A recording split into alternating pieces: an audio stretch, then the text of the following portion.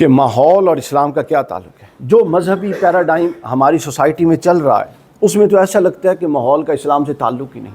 اسلام سے تعلق ہے نماز کا، روزے کا، حج کا، زکوٰۃ کا، مسجد کا. تھوڑا اور بندہ ڈائیورس ہو تو چلے جی حقوق، فرائض، والدین، بیوی بچے، اولاد، بہن بھائی، یہ اس میں آ گئے. لیکن ماحول، آپ کی گلی، آپ کا محلہ، آپ کی سوسائٹی، آپ کے پارکس، آپ کا انوائرمنٹ، اس کا اسلام سے کیا تعلق ہے؟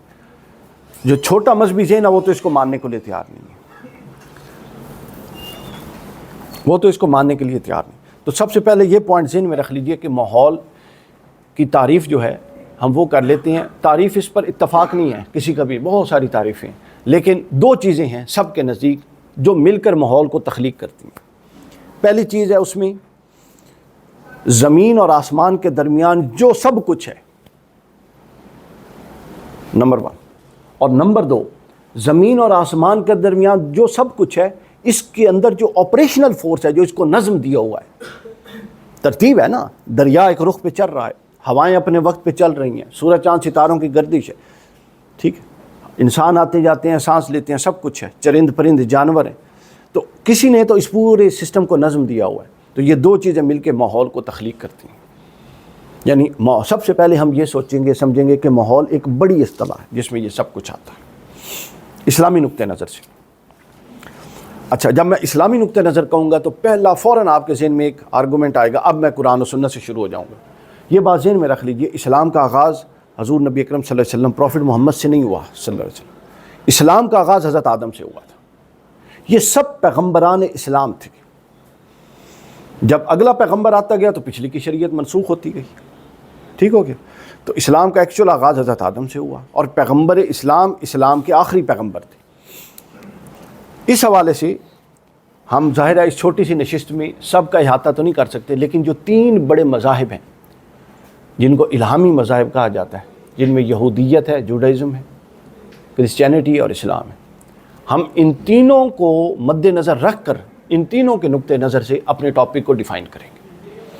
سب سے پہلے ترتیب زمانی کو مد نظر رکھیں گے، اور آرگومنٹ کی کنسٹرکشن جو میں نے پوائنٹ عرض کیا اس کو آپ نے نوٹس کرنا ہے.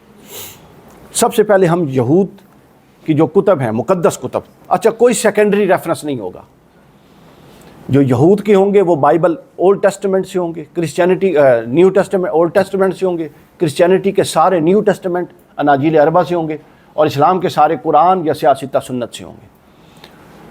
چونکہ آپ جب کمزور آرگومنٹ کرتے ہیں کہ 3rd کلاس قسم کی کتاب کا، تو ظاہر ہے ہم مسلمانوں پر کوئی اعتراض کرے اور کہے جی آپ کے فلاں عالم نے یہ لکھا ہے، ہم فوراً سے کیا کہیں گے؟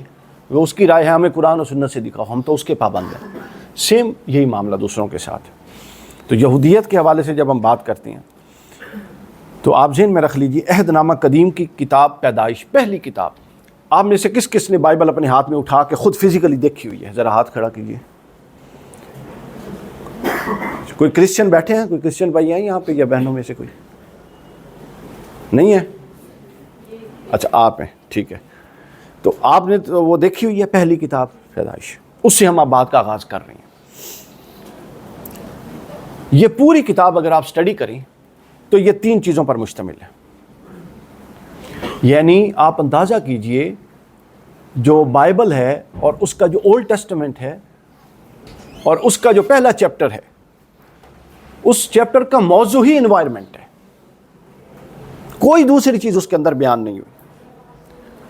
ہر چیز کا ایک پرنسپل آرگومنٹ ہوتا ہے اور ایک اس کا اپنا ذیلی آرگومنٹ ہوتا ہے جو پرنسپل آرگومنٹ کے اندر ہوتا ہے. تو یہ جو اولڈ ٹیسٹمنٹ کی پہلی بک ہے، اس کا جو پرنسپل آرگومنٹ ہے، جو بیسک اس کا تھیم اور موضوع ہے، وہ ماحول ہے. 3 چیزوں کا بیان ہے اس میں. ایک کائنات، اس کی تخلیق، کہ خداوند نے کس پیٹرن پہ اس کو تخلیق کیا. دوسرا اس کے اندر ہے زمین اور آسمان کی تخلیق کے اندر جو ارتقاء پایا جاتا ہے. اور تیسرا اس کے اندر ہے ماحول، جو زمین اور آسمان کے درمیان خداوند نے جن چیزوں کو پیدا کیا. یہ تمام چیزیں انسان سے پہلے موجود تھیں. اگلا اہم پہلو، ہم ماحول، اس کی سگنیفیکینس کو اب بلٹ اپ کر رہے ہیں. بائبل یہ کہتی ہے، اور یہ بھی ذہن رکھیں، وہ اولڈ ٹیسٹمنٹ ہو، نیو ٹیسٹمنٹ ہو، یعنی بائبل یا قرآن و سنت ہو، جو اخلاق کی انسانی قدریں ہیں ان میں کوئی اختلاف نہیں پایا جاتا۔ اچھا، اب بائبل اگلا پوائنٹ یہاں پہ کتاب پیدائش جو اولڈ ٹیسٹمنٹ کی پہلی کتاب ہے، وہ پہلا آرگومنٹ، یہ دوسرا آرگومنٹ یہ دیتی ہے کہ یہ سب انسان سے پہلے موجود تھیں، زمین، پانی، درخت، ہوا، پودے۔ کیوں؟ چونکہ انسان کے لیے خداوند نے یہ طے کیا تھا کہ وہ زندہ رہے، اور زندہ رہنا ممکن نہیں تھا جب تک زمین پر اس کے آنے سے پہلے پانی موجود نہ ہو، درخت موجود نہ ہو، ہوا موجود نہ ہو، سمندر موجود نہ ہو۔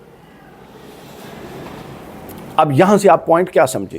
پوائنٹ یہ ہوا بائبل میں جو ابھی پوائنٹ ہمیں دیا وہ یہ کہ انسان کا وجود اپنے ماحول کا محتاج ہے۔ جب تک وہ ماحول نہیں ہوگا جس میں وہ آزادانہ سانس لے سکے،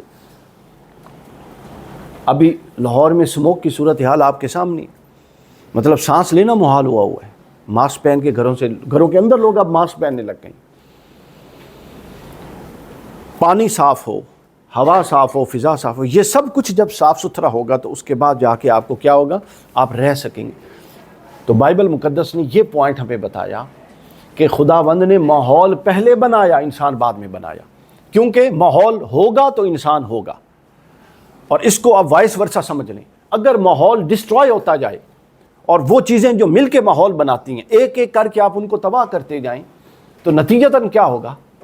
نتیجتاً یہ ہوگا کہ جیسے جیسے انوائرمنٹ ڈیمیج ہوگا ویسے ویسے ہیومن لائف افیکٹ ہوتی جائے گی، چونکہ ہیومن لائف اپنے انوائرمنٹ کے ساتھ جڑی ہوئی ہے۔ کتاب پیدائش میں آئیں، اس کے کل ابواب 50 ہیں۔ اب دیکھیے کہ یہ میں نے کہا نا کہ اس کا موضوع انوائرمنٹ ہے، وہ میں نے کیوں کہا؟ اس میں لفظ زمین 159 ٹائمز آیا ہے، آسمان 32 ٹائمز آیا ہے، پہاڑ 23 مرتبہ، درخت کا لفظ 44 ٹائمز، پودے کا لفظ 4 مرتبہ، ہوا کا لفظ 178 ٹائمز، جانور 10 مرتبہ، حیوانات، پرندوں کا ذکر 12 دفعہ آیا، سمندر کا ذکر 16 دفعہ آیا، پھل کا ذکر مختلف پھلوں کا 23 مرتبہ آیا، پھول کا 9 مرتبہ آیا، سمندر کا ذکر 16 مرتبہ آیا، سورج کا ذکر 9 مرتبہ آیا، لفظ سونا، چاندی، معدنیات کا ذکر 15 مرتبہ آیا۔ باہر چلے جائیں صدیق صاحب۔ کھیتی باڑی کا ذکر 29 مرتبہ آیا، اور بھیڑ، گائے، ان کا ذکر 52 مرتبہ آیا، بکری کا ذکر 46 مرتبہ آیا، حیوانات، چرند پرند، سمندر، پہاڑ، درخت، زمین اور آسمان، یہ سب کیا ماحول نہیں ہے جو ابھی ہم نے ڈیفائن کر دی؟ تو اتنی امپورٹنس ہے ہولی اسکرپچرز میں آپ کے انوائرمنٹ کی۔ اس کے بعد آگے چلتے ہیں۔ عہد نامہ قدیم میں زمین کو بنیاد قرار دیا گیا ہے ماحول کی، اور بتایا کتاب پیدائش بائبل کی پہلی کتاب کی پہلا چیپٹر کی پہلی آیت، خداوند نے سوکھی زمین کو خشکی اور ایک جگہ جمع ہوئے ذخیرہ آب کو سمندر کا نام دیا، اور اس کو یہ سب بہت اچھا لگا۔ یہ عمومی بات ہے پوری زمین کے بارے میں، پھر خصوصی کر دی آگے جا کے کتاب پیدائش دوسری آیت میں۔ آگے فرمایا کہ حضرت موسیٰ کو جب نبوت عطا کرنے کا واقعہ ذکر کرتے ہوئے فرمایا نا اللہ نے کہ اپنے جوتے اتار دو کوہ طور پہ آنے سے پہلے، تو کہا قریب مت آؤ اور جوتیاں اتار لو، تم مقدس زمین میں کھڑے ہو۔ زمین کے بارے میں انسانوں کی ذہن سازی کی جا رہی ہے کہ ایک تو خداوند اس کو پسند کرتا ہے، دوسرا پھر ساری زمین کے بعد کچھ زمین کے حصے ہیں جو عام زمین کی نسبت زیادہ مقدس ہیں، ان کی صفائی اور ستھرائی کا زیادہ اہتمام رکھنا ہے۔ جہاں مقدس جگہ آپ جوتا پہن کے نہیں جاتے، ایک غیر ضروری احترام آ جاتا ہے۔ پھر اس کے بعد زمین اور انسانی تخلیق کا باہمی تعلق بائبل مقدس زیر بحث لائی ہے اولڈ ٹیسٹمنٹ میں، یہودیت کی تعلیم میں۔ کتاب پیدائش کی دوسری پہلے چیپٹر کی آیت نمبر 2 میں بیان کیا کہ ایسی صورت میں خداوند نے زمین سے مٹی لی اور انسان بنایا۔ یہاں تک قرآن سے اتفاق ہے۔ پھر آگے اضافہ ہے، پھر خداوند نے انسان کے ناک میں پھونک ماری، سانس لی تو انسان زیرو ہو گیا۔ آگے پھر بتایا خداوند نے محض انسان کے لیے نہیں بلکہ جانوروں اور پرندوں کے لیے بھی زمین سے مٹی اٹھائی اور اس کو بتایا۔ تو گویا زمین جو آپ کے ماحول کا بنیادی جزو ہے وہ آپ کی تخلیق کا عنصر ہے۔ آپ جب زمین کو خراب کرتے ہیں اور گندا کرتے ہیں اور ماحول کو تباہ کرتے ہیں تو گویا آپ اپنے عنصر تخلیق میں سے ایک بنیادی عنصر کو خراب کر رہی ہیں. تو یہ کیسے ہو سکتا ہے کہ آپ کے عناصر تخلیق میں سے ایک عنصر تو خراب ہو رہا ہو مگر آپ کی شخصیت خراب نہ ہو؟ یہ نہیں ہو سکتا. پھر آگے چلیے ایک اور پہلو جو مجھے بہت پسند ہے. بائبل مقدس نے زمین کو اور زمین میں یہ پورے ماحول کو، درخت ہے، پانی ہے، سمندر ہے، اس کو صرف پیدا نہیں کیا صرف ہیومن لائف کی سروائیول کے لیے ہی اس کو نہیں قرار دیا لازمی، بلکہ فرمایا یہ انٹلیکچوئل گروتھ کے لیے ضروری ہے کہ اس انوائرمنٹ میں غور کرو، تمہیں یہ انوائرمنٹ اپنے خدا تک رسائی حاصل کرنے کے لیے مددگار ہو. یعنی جب تم غور کرو گے یہ کس نے بنایا ہے. حضرت ابراہیم کے حوالے سے آیا بائبل میں، کتاب پیدائش پہلی کتاب کی 2 آیت، اس وجہ سے تو چلا جا اور اپنی ساری زمین میں گھوم. سیم یہی قرآن مجید میں سنوریہم فی الآیات فی الآفاق فی انفسہم و فی الآفاق، ہم نے ان کو اپنی جان کے اندر بھی اور اس پورے زمین پر بھی نشانیاں دیں تاکہ ان پر غور کریں اور اللہ تک رہنمائی حاصل کریں. پھر اس کے بعد زمین پر تحفظ کے لیے، زمین اور ماحول کے تحفظ کو اولڈ ٹیسٹمنٹ نے باقاعدہ موضوع کے طور پہ لیا کہ زمین، اس کے ماحول کے تحفظ. اور یہاں پر ایک بہت اہم پوائنٹ، یہ والا پوائنٹ بائبل مقدس لائی ہے حابیل اور قابیل کی جو لڑائی کا قصہ تھا اس زمانے میں. آپ لوگوں نے وہ قصہ سنا ہوا ہے نا، قرآن میں بھی ہے، وہاں بھی ہے. لیکن ایک بہت اہم پوائنٹ، اللہ تعالیٰ نے کہا جب قابیل نے حابیل کو قتل کر دیا تو اللہ نے فرمایا کہ 12 اس سے پہلے بھی وہ کاشت کرتے تھے زمین پر پودے، اور حابیل کے قتل کے بعد بھی کاشت کرتے تھے. تو خداوند نے اس میں کہا کہ تو نے پہلے 12 دن گزرے پہلے جو پودے کاشت کیے تھے ان میں گروتھ دیکھ. یہ بڑا اہم پوائنٹ. اور اب جب زمین پر ظلم کیا ہے اور حابیل کو قتل کر دیا ہے، اس کے بعد بھی پودے کاشت ہوں گے، اس کی گروتھ دیکھ. اللہ ان کو وہ نشوونما نہیں دے گا جو ظلم سے پہلے زمین نشوونما دیا کرتی تھی. تو گویا زمین پر جو ظلم اور زمین کو تباہ کرنا ہے وہ صرف یہ سوسائٹیاں بنا کے، یہ بھی تباہی ہے. سوسائٹیاں بنا دیں اور آپ ساری ایگریکلچر لینڈ کو ہائر کر لیں اور اپنے چند خاندان اپنے بزنس چمکا دیں اور لاکھوں لوگ جو اس انوائرمنٹ سے متاثر ہو رہے ہیں ان کو تباہی کے دہانے پر چھوڑ دیں، یہ بھی تباہی ہے.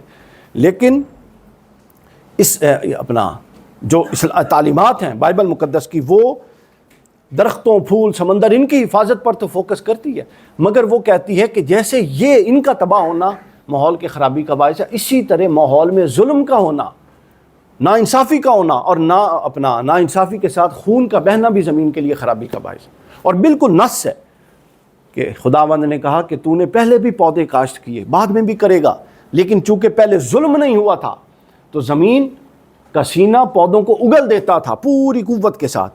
لیکن جب زمین پر ظلم ہوتا ہے تو زمین اس طرح سے پودوں کو نہیں اگلتی جس طریقے سے پہلے اگلتی تھی. تو اب آپ سمجھ آ رہی ہے ماحول کیا ہے، ماحول کے سگنیفیکنس کیا ہے، ماحول کتنا حساس ترین موضوع ہے، اور ماحول کو ڈسٹروائے کرنے کے طریقے ہائے کار کیا ہیں. براہ راست تباہ کرنا، دھواں چھوڑنا، سوسائٹیاں بنانا، گرینری کو ختم کرنا، درخت کاٹنا، ایک یہ ایریا. دوسرا ظلم، جبر، خون بہانا، جو اخلاقی جرائم ہیں، یہ بھی ماحول کو تباہ کرتے ہیں. اس طرف ہماری توجہ نہیں ہے، اس طرف میں آج توجہ دلواؤں گا. اور پھر آگے کہا کہ تو نے اس پر ظلم کیا حابیل پر، اور اس طرح ظلم کیا کہ زمین پر تیرے رہنے کے لیے کوئی گھر تک نہ ہوگا. یعنی جب ظلم ہوگا تو انسانی زندگی اتنی تنگ ہوتی جائے گی کہ بالآخر انسانوں کا رہنا محال ہو جائے گا. پھر اس کے بعد ماحولیاتی آلودگی کا تذکرہ ہوا کتاب پیدائش کے اندر، چیپٹر نمبر 4 ورس نمبر 11-12 تذکرہ ہوا. بیان ہوتا ہے، خداوند فرماتے ہیں میں نے مصر کی سرزمین صاف اور ستھری تمہارے حوالے کی تھی. یہ میں لفظ پڑھ رہا ہوں بائبل کے، لیکن تم لوگوں نے اسے برا اور گندا کر دیا. جب بنی اسرائیل آئے تھے وادی طیہ سے 6 لاکھ کے قریب، حضرت موسیٰ علیہ السلام ان کو فرعون کے ظلم سے بچا کے لائے تو آگے وادی صاف ستھری تھی، ان لوگوں نے اس کو گندا کر دیا. خداوند نے آیت نازل کر کے شکوہ کیا کہ میں نے ایک صاف زمین دی تھی، صاف ماحول تھا، انوائرمنٹ تھا، صحت مند انوائرمنٹ، تم لوگوں نے اس کو تباہ کر دیا. پھر آگے یرمیہ کتاب جو ہے اس کے اندر خداوند نے فرمایا میں تمہیں بہت اچھی سی چیزوں اور اس سے بھرے ہوئے ملکوں میں لایا تھا، اور میں نے یہ جس سے تم وہاں اگے ہوئے پھل اور پیداوار کو کھا سکو، لیکن تم آئے اور تم نے میرے ملک کو گندہ کر دیا۔ میں نے وہ ملک تمہیں دیا تھا لیکن تم نے اسے برا کر دیا۔ تو گویا انوائرمنٹ کی خرابی اور ماحول کی گندگی جہاں آپ رہتے ہیں، یہ گناہ کے زمرے میں بائبل مقدس لاتی ہے۔ الفاظ سے واضح ہے کہ خدا کی ناراضگی صرف فرائض کے قضاء سے نہیں ہے، خدا کی ناراضگی صرف واجبات کی قضاء سے نہیں ہے، بلکہ خدا کی ناراضگی صاف ماحول کو گندہ کرنے کے ساتھ بھی جڑی ہوئی ہے۔ اور یہاں ایک اور پوائنٹ سمجھ لیجیے، پھر ہم یہ چیپٹر کلوز کر کے پھر ہم کرسچینٹی کی تعلیمات پر آ جائیں گے، چونکہ یہ جو پوائنٹ ہے یہ ہے پرنسپل ایک پوائنٹ ہے، اس کا آگے بہت سارے پوائنٹس کے ساتھ بھی تعلق ہے۔ کچھ چیزیں ہوتی ہیں اصلاً حلال اور حرام، یہ فقہ اسلامی کا ایک بنیادی اصول ہے۔